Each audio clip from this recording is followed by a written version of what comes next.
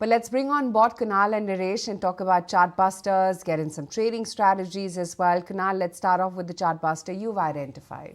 So I've taken, private sector banking name AU Small Finance Bank, and the stock which is coming back into a breakout mode after a mild correction for itself. So which means that on the recent short-term charts, we saw the stock going into a correction from 800 levels to almost 550, which it tested, a few months back. From there, the process started off with a gradual recovery for the stock, and from 550 levels, it's come back to that breakout of 700. Now, there are two patterns which have changed for AU Small Finance Bank.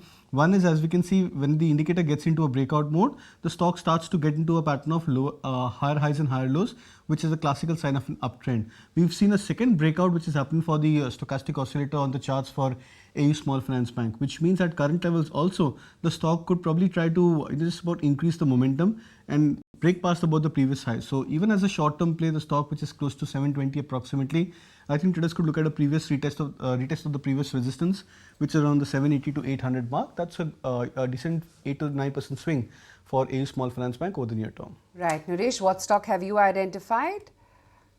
So that is Havells Limited. So if you look at Havells, it has been in a strong uptrend over the last 6 to 12 months. Now, after the huge uptrend, 3-4 months of consolidation, a classical range being formed with 1700, 1750 as the lower band, 1950 as the upper band. Yesterday, the stock just closed above those levels. Today, there has been a follow-up. There have been 4 attempts around this band. So a fresh breakout here.